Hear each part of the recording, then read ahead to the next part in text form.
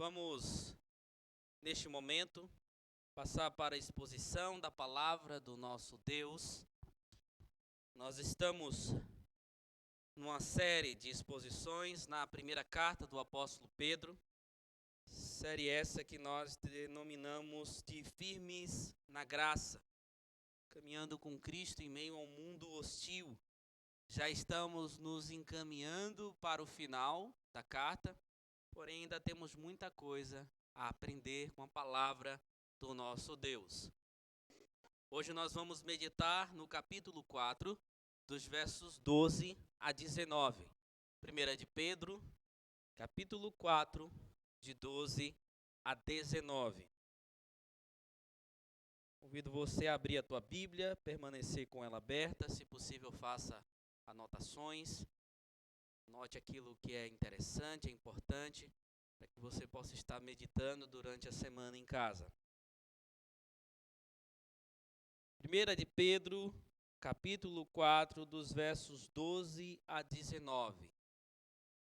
Diz o seguinte: Amados, não estranheis o fogo ardente que surge no meio de vós, destinado a provar-vos como se alguma coisa extraordinária vos estivesse acontecendo.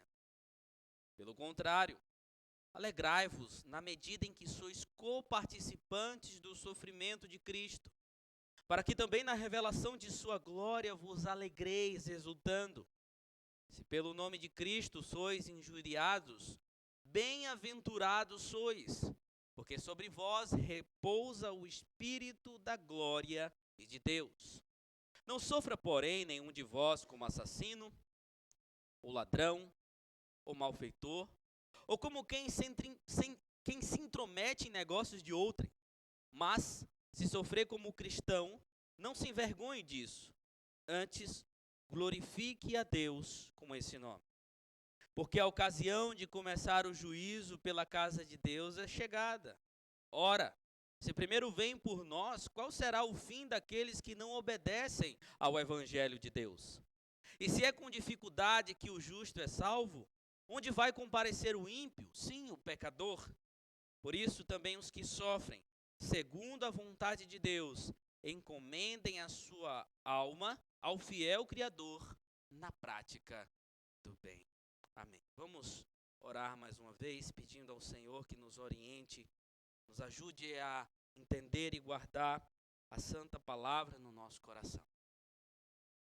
Ó Senhor bendito, louvamos-te, ó Deus, pela oportunidade que temos de estar cultuando ao Senhor, adorando ao Senhor. E também, Deus, de ouvirmos a Tua palavra, de aprendermos mais sobre a Tua palavra. Ó Senhor, nós suplicamos que nesta noite, por meio dela, o Senhor trabalhe no nosso coração, para que possamos aprender como responder corretamente, de acordo com a Tua vontade, aos sofrimentos, às dificuldades que passamos pelo nome do Senhor Jesus Cristo aqui neste mundo. Ajuda-nos, ó Deus, que seja uma palavra que adentre o nosso coração e floresça e frutifique para a glória do nome do Senhor. Que a eficácia, Deus, deste ato esteja somente nas Tuas mãos e que em momento algum nós venhamos a pensar que está no pregador ou em nós mesmos. Mas que possamos confiar unicamente no poder, no agir do Espírito Santo do Senhor sobre nós. Assim nós oramos e agradecemos em nome de Cristo Jesus. Amém. Irmãos, esta é uma palavra que tem como objetivo central orientar e encorajar os crentes a responderem de maneira correta aos sofrimentos que passam por causa do nome do Senhor Jesus Cristo. Sabemos que sofrimentos e aflições são um marco na vida de todo o cristão. Foi assim na igreja primitiva, foi assim na igreja histórica e é assim também na igreja de hoje. Aqueles que vivem fielmente para a glória do Senhor Jesus Cristo passam por situações adversas, por sofrimentos e por hostilidades. Mas ainda que o sofrimento na vida do servo de Deus seja algo pedagógico, ou que surjam sem não ter um propósito específico, não é fácil lidar com eles. Não é fácil passar por eles. Não é fácil passar pelas provações, pelas hostilidades, pelas dificuldades. Em momento nenhum, essa é uma tarefa fácil. E é por causa disso que as orientações do apóstolo Pedro nesse texto vêm bem a calhar para nós, porque nos ensinará justamente como responder corretamente às aflições que passamos pelo nome de Cristo Jesus. Na semana passada, vimos dos versos 7 a 11 do capítulo 4, que Pedro ensina os cristãos que nesses últimos dias, ou nesse último estágio da história que antecede a vinda de Cristo Jesus, os cristãos devem ter uma mente sã e disciplinada para agirem conforme a vontade do Senhor, devem exercer um amor que cobre a multidão de pecados, devem exercer uma hospitalidade graciosa para com o próximo e também exercer os dons da graça com atos de serviço para com os irmãos na fé. Agora, do verso 12 ao verso 19 do capítulo 4, Pedro vai orientar os cristãos a responderem corretamente aos sofrimentos que enfrentam por serem seguidores do Senhor Jesus Cristo. Em primeiro lugar, com alegria em meio à provação. Em segundo lugar, com a prática da justiça em meio aos insultos. Em terceiro lugar, com confiança em meio ao julgamento. Pedro nos ensina como responder, a resposta do cristão ao sofrimento com Cristo. Ele vai dizer, em primeiro lugar, que a resposta deve ser dada com alegria em meio à provação. O verso de número 12 começa com Pedro se referindo aos irmãos como amados ou queridos amigos. A exemplo do capítulo 2, do verso 11, ele assim o faz antes de iniciar com algumas instruções desafiadoras. E qual é a instrução que ele está dando aqui nesse texto? Que os cristãos não estranhassem o fogo ardente que surgia no meio deles, destinado a prová-los, como se alguma coisa extraordinária estivesse acontecendo. Ele está aqui se referindo ao sofrimento e às perseguições que os cristãos daquela época passavam. E para ilustrar esse sofrimento, Pedro usa uma metáfora muito interessante. Ele fala que o sofrimento era como um fogo que surgia no meio deles. A ideia aqui não é de algo que apenas surge em volta, que é sentido à distância, tipo como um calor de uma fogueira. Quando você passa perto, você consegue sentir o calor. Não, mas é como algo sentido na própria pele, como uma queimadura, como algo que causa dor, causa incômodo, causa danos e, dependendo do grau, muito sofrimento. Precisamos nos lembrar que, na exposição da carta até aqui, vimos que os cristãos da época estavam sendo hostilizados, perseguidos, tinham seus negócios boicotados, eram caracterizados como estranhos, pois não compactuavam com a devassidão pecaminosa da época. E tudo isso causava dor, causava danos à vida deles, assim como causa também nos dias de hoje para todos aqueles que sofrem pelo nome de Cristo Jesus. Mas não deveria ser uma surpresa, pois essa sempre será uma marca na vida dos crentes fiéis. Além disso, os sofrimentos, as perseguições têm como objetivo de provar e purificar o coração do crente, conforme o próprio Pedro diz aqui. Irmãos, permitindo o sofrimento na vida de Jó, Deus quis revelar-lhe a sua soberania. Quando permitiu que o apóstolo Pedro fosse esbofeteado com um espinho na carne, Deus quis quebrantá-lo para que não se ensoberbecesse. Irmãos, o sofrimento na nossa vida cristã também nos purifica, nos molda, nos traz sabedoria.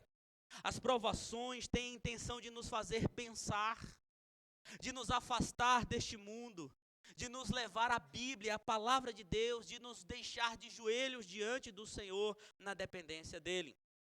David Powlison, um teólogo, disse certa vez que o sofrimento é tanto um teste de autenticidade quanto um catalisador. Ele revela e forma a fé, expõe e destrói a fé falsa. e que são as aflições, aquelas que vão expor as esperanças ilusórias investidas em deuses imaginários no nosso coração, para que possamos nos arrepender das nossas faltas e voltarmos a viver de acordo com a vontade de Deus. Mas em meio à perseguição, qual deveria ser o sentimento predominante entre os crentes? Deveria ser de amargura? Deveria ser de desespero ou qualquer outro sentimento que mostrasse o pânico em nós? Não, deveria ser de alegria ou de se sentir privilegiado. Ele diz aí no verso de número 13, pelo contrário, alegrai-vos na medida em que sois coparticipantes do sofrimento de Cristo Jesus. Não é uma condição subjetiva, é um imperativo. Pedro está dizendo, vocês devem se alegrar em meio a essa provação. Eu me lembro que uma vez no seminário onde eu estudei, o seminário JMC, estava passando um período muito difícil na minha vida. Estava passando por dificuldades de saúde, tanto eu quanto a Isabelle, por dificuldades financeiras, não tinha dinheiro para comprar livro direito, para poder estudar com uma certa condição. As coisas estavam bastante difíceis, nós estávamos sofrendo alguma hostilidade dentro da igreja por combatermos alguns pecados dos irmãos, tentar ajudá-los em suas falhas. E além disso, eu tinha que todo dia lidar com o meu maior problema, que era eu mesmo, né? Então eu sentei com um professor meu, nós tínhamos uma certa proximidade, e eu comecei a chorar para ele. Comecei a contar todas as dificuldades que estava passando, abri o meu coração, chorei bastante. E quando eu terminei, eu esperava que ele me desse vários conselhos. Que ele viesse a me pastorear, me discipular, me evangelizar naquele momento. Que ele viesse a me aconselhar como eu esperava. Ele simplesmente virou para mim e disse, alegrai-vos sempre no Senhor. Outra vez digo, alegrai-vos. Eu parei e falei assim, mas só isso? Não falei para ele, né? Falei dentro de mim, mas só isso? Fui para casa decepcionado. Saí do JMC, fui andando pegar o ônibus. Mas no caminho para casa, os textos que falam de alegria em meio ao sofrimento foram surgindo na minha cabeça. E de repente, apenas aquelas palavras me fizeram lembrar que quando nós estamos vivendo, buscando viver para a glória de Cristo, não devemos esperar nada diferente. O sofrimento, a hostilidade, as dificuldades fazem parte da vida cristã e o que nos resta nesse tempo é nos alegrar, é nos regozijar nas provações. Irmãos, quando passamos por coisas assim, significa que estamos no caminho certo. As coisas estão caminhando como devem ser no nosso relacionamento com Deus. Na maioria das narrativas religiosas greco-romanas da época de Pedro, o sofrimento era um sinal de que algo estava quebrado no relacionamento de alguém com seu Deus. Aqui Pedro vai dizer que é algo totalmente contrário, que o sofrimento era sinal que estava tudo bem no relacionamento entre Deus e os seus. E que para os cristãos, o sofrimento significa partilhar das aflições de Cristo Jesus. Pedro não está falando aqui que nós participamos da obra salvífica, vicária de Cristo na cruz, não. Mas que nós coparticipamos do seu sofrimento, que nós participamos daquilo que o nosso Senhor sofreu, da mesma forma que o nosso Senhor sofreu, com os mesmos propósitos, que é glorificar ao Senhor. E isso por causa da fidelidade que Ele mesmo nos dá para que vivamos para a glória dEle. A lógica aqui é a mesma do capítulo 2, verso 21, que nós lemos na liturgia, onde Pedro diz que Cristo deixou um modelo para que nós possamos seguir os seus passos. Um decalque para que nós possamos completar. Jesus disse lá em João capítulo 15, as seguintes palavras: lembrai-vos da palavra que eu vos disse, não é o servo maior do que o seu senhor. Se perseguiram a mim, perseguirão também a vós outros. Tudo isso, porém, vos farão por causa do meu nome, porquanto não conhecem aquele que me enviou. A nossa confissão de fé de Westminster, no capítulo 26, parágrafo de número 1, que fala da comunhão dos santos, diz as seguintes palavras: Todos os santos que pelo seu Espírito e pela fé estão unidos a Cristo, seu cabeça, têm com ele comunhão nas suas graças e também nos seus sofrimentos. Somos identificados com nosso Senhor quando sofremos em seu nome. Mas Pedro diz que, além disso, as aflições que passamos significa que seremos exultantes no futuro. Ele diz, para que também na revelação de sua glória vos alegreis exultando. Deus não apenas substitui, irmãos, o sofrimento pela glória, Ele transforma o sofrimento em glória. No Novo Testamento, a maneira mais utilizada para confortar os crentes, sabe qual era? Lembrando, apontando para o fim glorioso, escatológico em Cristo Jesus. Porque essa pesada trajetória na nossa vida tem como destino a glória. Não é um sofrimento sem propósito. E a glória é o lugar onde haverá alegria e exultação perene. Pedro também nos diz que sofrer pelo nome de Jesus significa que somos bem-aventurados, imensamente felizes, abençoados por Deus, pois o Espírito de Cristo repousa sobre os crentes. Aqui provavelmente Pedro está fazendo uma alusão a Isaías 11, que também nós lemos na liturgia, onde diz que o Espírito Santo repousa sobre a raiz de Jessé, sobre o Messias. Em Êxodo capítulo 40, verso 25, encontra-se o termo hebraico shachan, que apresenta o significado de habitação e permanência de Deus quando a nuvem de sua glória enche o tabernáculo. Talvez você já tenha ouvido o termo Shekinah, né? Tem até igrejas com esse nome, só tem um probleminha. Essa palavra nem existe na Bíblia hebraica. E as pessoas usam bastante, mas o termo é esse, que fala da habitação de Deus, que fala da presença permanente de Deus. No Evangelho de João, na cena do batismo, nós vemos que sobre Jesus Cristo o Espírito desce e permanece nele. Agora Pedro diz que esse mesmo Espírito descansa sobre os crentes da mesma maneira que repousava sobre a raiz de Jessé. E por causa disso, o sofrimento atual era, assim como o de Jesus, um prelúdio da glória vindoura. Resumindo, nosso sofrimento nos lembra que temos um propósito, nos lembra que somos de Jesus e seremos vindicados por Ele, e nos lembra que temos o seu Espírito em nós. Irmãos, o sofrimento é algo estranho ao homem. E a todo momento, ainda que muitos não consigam perceber, ou que por causa do pecado no coração não enxerguem isso, o homem sente falta do Éden, onde havia comunhão perfeita e não havia morte.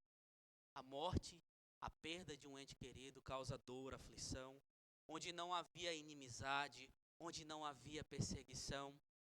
Quando o sofrimento bate e pesa, é o homem sentindo falta do Éden. Ninguém gosta de sofrer. Ninguém gosta de passar por aflição. Eu particularmente não conheço. A maioria das pessoas que lidou, eu sei que ninguém é masoquista, gosta de sofrer, passar por isso. Só que para o mundo, o sofrimento é apenas uma situação adversa. É apenas um acidente de percurso, mas para nós cristãos existe um propósito. É como uma mulher que sofre para dar à luz.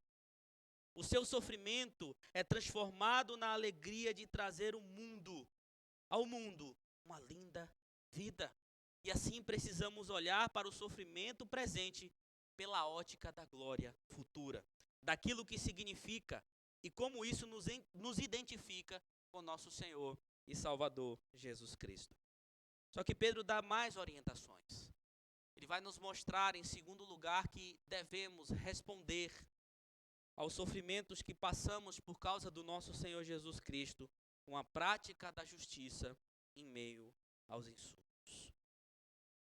Não há honra nem glória no sofrimento decorrente de comportamentos e ações ruins e pecaminosas. Quantos cristãos equivocados passam por determinados problemas, por determinadas situações adversas, por causa das próprias falhas, por causa dos próprios pecados, por causa dos próprios erros. A gente já falou um pouco sobre isso em alguns outros sermões, mas isso acontece. E ainda assim, querem colocar a culpa em outras pessoas com sentimentos vingativos, como por exemplo, Quantos, né, ultrapassam um sinal vermelho, aí vai lá e bate no outro carro, fala que foi Satanás, a culpa é do diabo, né? E que ele está passando por aquela situação adversa. Meu Deus, por que isso? Não, não há glória nenhuma em sofrer pelas nossas próprias faltas, pelos nossos próprios erros. O apóstolo Pedro aqui no capítulo 3, no verso 17, diz que é melhor que sofras por praticares o que é bom, do que praticar o que é mal. E assim ele vai ecoar esse mesmo sentimento. E vai dizer no verso de número 15 que os irmãos não deveriam sofrer, porém, como assassino, como ladrões, como malfeitores ou como quem se intromete em negócios de outros. Como assassino e ladrão, ou os dois, né, cometendo latrocínio, ou como malfeitor. Esse terceiro termo aqui não necessariamente tem a ver com os dois anteriores, mas se refere na língua grega a ações ruins que são contrárias àquilo que é bom. E Pedro também diz que eles não deveriam sofrer como pessoas intrometidas. Existe aqui uma discussão se ele está falando sobre retornar às antigas práticas pagãs dos cristãos da época ou de se intrometer. E parece que a ideia aqui é de intrometido mesmo, sabe? Não é um problema só dos nossos dias, né? Naquele tempo também tinha gente intrometida. E é interessante que o termo usado por Pedro só aparece aqui uma vez em todo o Novo Testamento. Isso porque provavelmente esse era um problema peculiar entre os cristãos da época. Se envolverem em negócios, se envolverem em coisas que não pertenciam a eles e muitas vezes sofrerem, passarem por problemas por serem intrometidos. E fica aqui a dica para nós, não se intrometa na vida de ninguém. Se você não se intrometer, você tem aí uma boa caminhada para não estar passando por diversas hostilidades que as pessoas sofrem quando se intromete em negócios de outrem.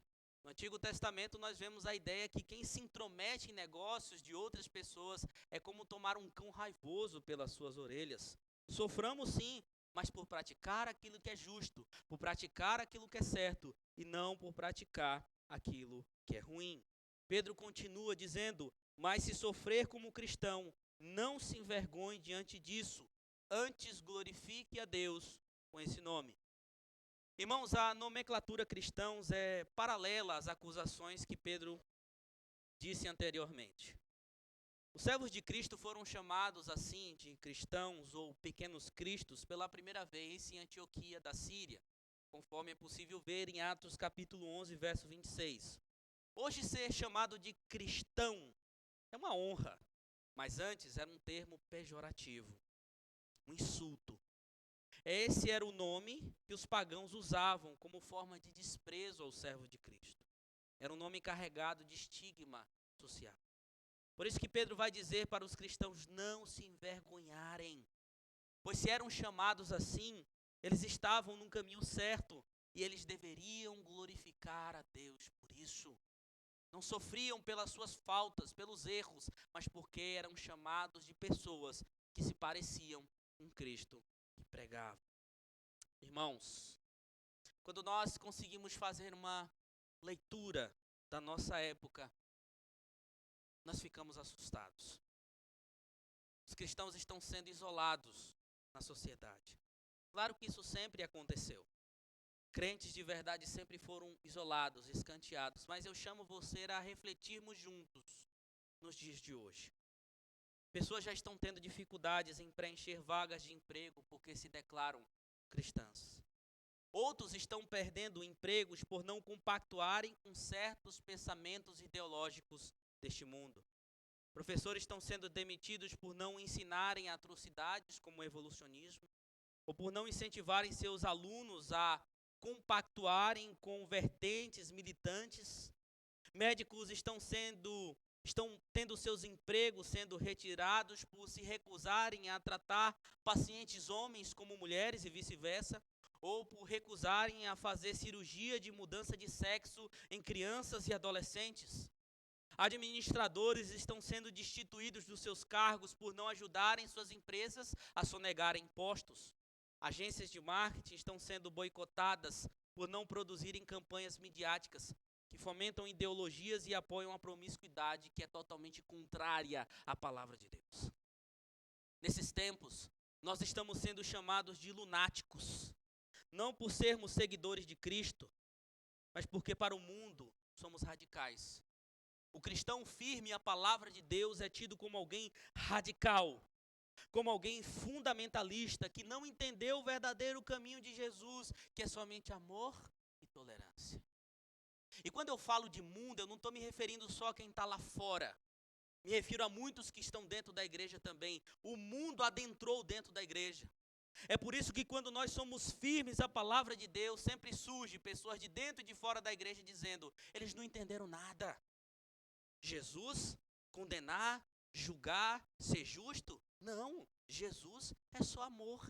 Ele é tolerante. Ele pode até dizer na palavra dele aqui que ele não concorda, mas ele tolera. Venha Deus como está e permaneça como está. Quem não compactua com isso é intolerante, é fundamentalista. E os cristãos de verdade estão sendo chamados assim. Irmãos, sempre tivemos uma ideia errada de perseguição e martírio na igreja primitiva. Os cristãos não eram pressionados para negar Jesus como Senhor. Sempre a gente tem essa ideia, né? O governo de Roma chegava lá, ou os perseguidores, e diziam, nega Jesus ou você morre. Não, eu nego. Não era dessa maneira. Os cristãos eram pressionados a negá-lo como único Senhor. Naquele tempo, o Império Romano permitia que qualquer povo, que qualquer pessoa tivesse os seus deuses particulares. Qualquer um que quisesse. Porém, antes, eles deveriam dizer que César era o maior Senhor. Era o primeiro Senhor. Eles deveriam se render ao senhorio do Estado.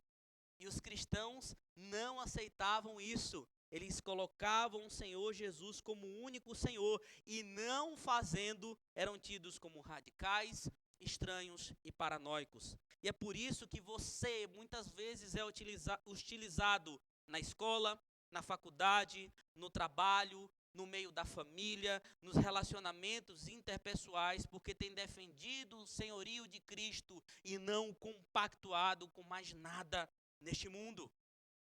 Talvez você que está aqui nesta noite está sofrendo com a hostilidade de pessoas próximas que você ama por defender a sua fé. Ou qualquer outra, isso tem te causado muito sofrimento. Mas não se envergonhe disso, é isso que Pedro está ensinando. Não se abata com isso, antes glorifique a Deus. Porque isso significa que você está caminhando conforme a vontade de Deus, refletindo Cristo, co-participando da obra do nosso Senhor Jesus Cristo. E é bem melhor sofrer do que errar. É bem melhor sofrer pelo nome de Cristo do que viver em erro, irmãos. No século 17, a igreja da Inglaterra ganhou mais uma vez o status de igreja do Estado. E pôs fim à liberdade de culto que se viu entre os anos de 1640 e 1660 depois de Cristo. Através do chamado ato de conformidade, mais de 2.000 ministros puritanos, não conformados com isso, foram destituídos dos seus púlpitos. Suas igrejas foram fechadas. Eles foram proibidos de pregar e residir a menos de 8 quilômetros de qualquer vila da época povoada. Muitos mártires surgiram nessa época, e um deles, conhecido como o Conde de Erroll, antes de morrer, disse as seguintes palavras: este tempo em que vivemos são ou de muito pecado ou de muito sofrimento. Que os cristãos façam, pois, sua escolha, pecar ou sofrer. E certamente, aquele que escolher a boa parte, haverá escolher sofrer. Sofrer pelo nome de Cristo Jesus. Queridos, o importante não é o que os homens pensam de nós, mas o que Cristo pensa de nós. E é por isso que nós devemos viver para a glória dele, apesar das dificuldades, hostilidades e sofrimento deste mundo. Mas talvez depois de ouvir tudo isso, você possa estar pensando assim: mas pastor, eu não passo por nada disso que você falou. Eu trabalho na mesma empresa há muitos anos. Trabalho no mesmo lugar há muitos anos, lido com muitas pessoas. Eu já estou na escola há um certo tempo, estou na faculdade há um certo tempo. Tenho um grupo de amigos há muito tempo. Eu não passo por nada disso que você acabou de falar. Mas será que é porque, de fato, a tua vida não tem exercido a justiça de Cristo? Aqueles que querem viver piedosamente, vivem piedosamente, sempre passarão por algum tipo de hostilidade. Será que quando você está nesses meios que eu acabei de citar, você mais se parece com as pessoas deste mundo? Ou de fato você tem vivido como um cristão? Será que você é alguém que assume a neutralidade para poder não passar por hostilidades? Na semana passada eu ouvi uma frase interessante. A covardia nunca vem nua, mas vem vestida de equilíbrio e de prudência. Não, peraí. Falar de Cristo? Não vou. Isso vai criar problema. E se criar problema no emprego, não vai ter produtividade. E aí pode gerar problema para mim. E aí meu salário, minha família, meu sustento, minha vida. Eu vou ter dificuldade com isso aí. Ou até mesmo você é alguém que é empolgado. Você vem à igreja, você ouve o sermão. Você sai daqui firme, vigoroso. Aí depois o sermão sobe para o YouTube, você fala, antes de ir para o trabalho, eu vou ver esse sermão de novo, que eu gostei, que coisa maravilhosa. Só que aí, quando chega onde você tem que estar, você deixa a sua fé no carro. Você deixa a sua empolgação no carro. Você deixa o seu cristianismo no carro, desce, fecha a porta e vai viver como qualquer um. Será que você não passa por isso porque você não tem coragem de atravessar a rua e ir falar de Jesus para o teu vizinho? E aí depois ele fechar a cara para você, não levar mais bolo para você. E aí você passa por uma rua, ele quer passar por outra, porque você, quando encontrá-lo, fala de Cristo para ele. Meu irmão, minha irmã, você que está aqui nesta noite, reveja a tua vida. Reveja se de fato você está vivendo para a glória de Cristo Jesus. Reveja se você está exercendo a justiça, ou se você é alguém que se retrai por medo de sofrer pelo nome de Cristo. E como nós temos ensinado, o Senhor nunca nos exorta a nada que Ele já não tenha conquistado em Cristo Jesus. Arrependa-se. Coloque-se diante do Senhor e diga, Senhor, eu tenho falhado nisso. Eu tenho errado e por isso eu não sou hostilizado, eu não sofro. Mas me ajude a ser fiel até o fim. Ainda que me custe a vida, ainda que me custe o sono, ainda que me custe o emprego. Ajuda-me a viver para a glória do Teu nome. Sofrer por Jesus não é um curso opcional no currículo. É algo obrigatório para nós. Atente-se a isso. Pedro se encaminha por fim e diz que uma terceira forma de nós respondermos corretamente ao sofrimento que passamos por causa de Cristo Jesus é com confiança em meio ao julgamento. Ele começa aí a partir do verso de número 17.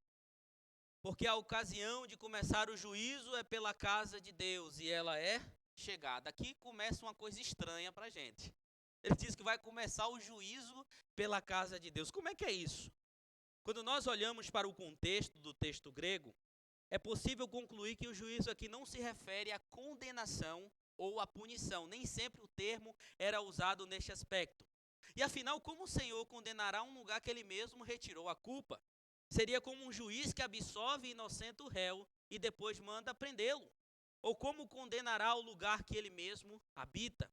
Apesar da onipresença de Deus, um dos seus atributos incomunicáveis, e de termos a noção que não existe 1 milímetro sequer neste espaço onde o Senhor não esteja, onde não pertença a Ele, nós sabemos que no Antigo Testamento, a partir do Antigo Testamento, temos a ideia que o Senhor habita e mora e se estabelece no meio do seu povo.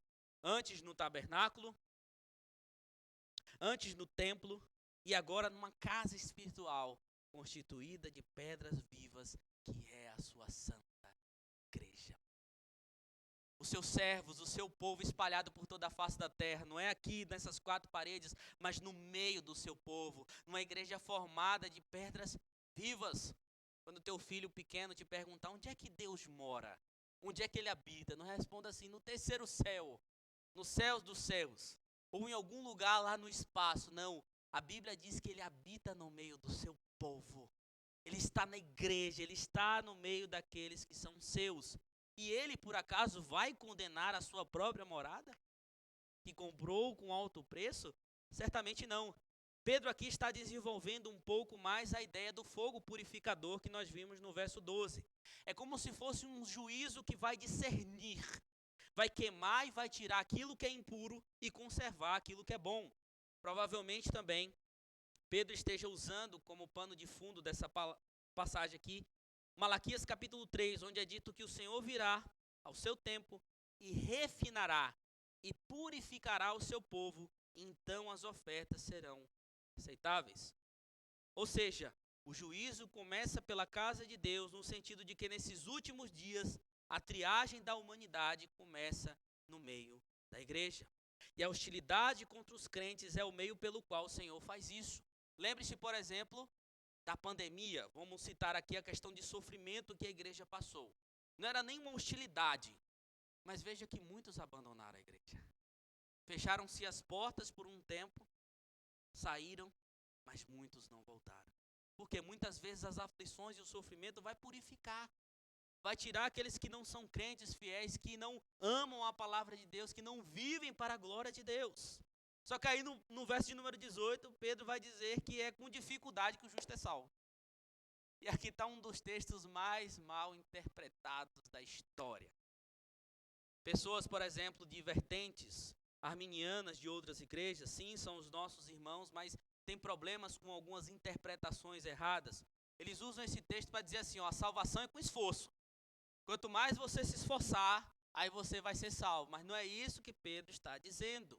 Se olharmos para o contexto, vamos ver que a ideia não é de salvação que depende do labor do crente. Quanto mais você se esforça, aí você vai ser salvo. Ou que para Cristo a salvação é algo difícil de realizar. Jesus chega assim, ó, tem um plano na vida daqueles, está na hora de salvar. E aquela dificuldade, como muitos colocam, né? Tem até as imagens de Jesus brigando contra Satanás, como se fosse uma coisa difícil ao nosso Redentor. Não, não é isso. Mas ele está falando que a reação do mundo dificulta os cristãos permanecerem fiéis. Essa é a dificuldade que o justo passa para ser salvo. É algo penoso. Quem é que acha fácil passar por aflição, por sofrimento, por dor? Agora, se o justo sofre na terra, qual será o fim daqueles que não obedecem ao evangelho de Deus? Onde vai comparecer o ímpio? Sim, o pecador, conforme também indaga o autor de Provérbios 11, 31. E a resposta é, eles comparecerão diante de Deus e o fim deles é a punição eterna. Em Isaías vemos também que o Espírito virá sobre a raiz de Jessé, viria sobre a raiz de Jessé e ele esmagaria os ímpios. Ele destruiria os ímpios. Aqueles que o perseguem, que hostilizam na perseguição dos seus servos. O mundo hoje, a igreja hoje nos chama também de fundamentalistas porque falamos de punição eterna. Falamos de inferno. Quem mais falou de inferno na Bíblia foi Jesus Cristo. Mas as pessoas não acreditam mais. Não tem mais punição, está tudo liberado. Não, irmãos. O ímpio comparecerá diante do Senhor e verá a justiça de Deus. E devemos entender que o sofrimento que passamos nesse mundo hostil é o único inferno que nós experimentaremos, ao contrário do ímpio, que experimentará a condenação para sempre. Pedro, no verso 19, também diz que esse sofrimento tem como alvo o propósito, o descanso eterno nas mãos do Senhor e plena confiança nele. Por isso também os que sofrem, segundo a vontade de Deus, encomendem a sua alma ao fiel Criador. A ideia de encomenda aqui é entregar, como Jesus entregou na cruz. Pai, em tua mão entrego o meu espírito. É confiar, é se entregar, é descansar nas mãos do nosso Senhor. Ele que é o fiel Criador. Todas as vezes que no Novo Testamento aparece essa ideia de fiel, é fiel à sua aliança.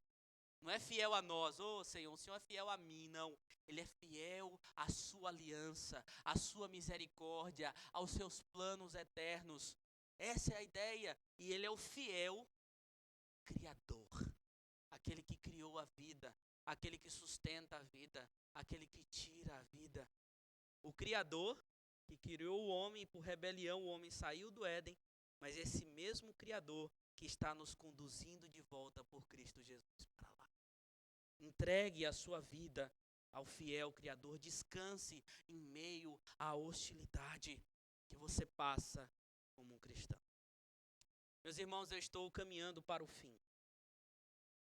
Mas eu quero alertá-los que Pedro não está pedindo para sufocarmos os sentimentos legítimos de dor que temos quando somos hostilizados pelo nome de Jesus, mas para ver além, para ver com propósito, para pensar na glória de Deus e na glória futura.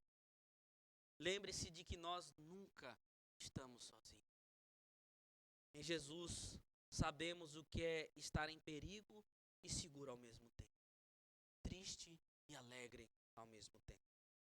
Alguém disse certa vez que Deus não prometeu céus sempre azuis, caminhos sempre repletos de flores por toda a nossa vida. Deus não prometeu sol sem chuva, alegria sem tristeza e paz sem dor. Ele nunca prometeu que nos livraria durante a nossa caminhada do vale escuro da sombra da morte, mas que sempre passaria conosco por ele. Ele é o nosso pastor. A sua vara, teu cajado, nos conduz, nos consola. E é por isso que nós devemos ter esperança em meio ao sofrimento que passamos. Que fique claro que é o viver em santidade, o viver para a glória de Cristo Jesus. Lembremos-nos de que tudo isso é apenas um pequeno prenúncio daquilo que o Senhor venceu. É apenas uma pequena fração daquilo que o nosso Senhor Jesus Cristo passou. E apesar de sofrermos, sim, devemos confiar na sua vitória sobre tudo que ele já teve, já triunfou, mas que também nós o glorificaremos, nós o exaltaremos para todo sempre na eternidade, onde não haverá mais choro, mais aflição, mais perseguição, e viveremos totalmente em paz com nosso Senhor e Salvador. Que Deus possa ter misericórdia de nós nessa noite e que essa palavra fique firme no nosso coração. Nesse momento nós vamos passar para a ceia do Senhor e este é um momento muito importante.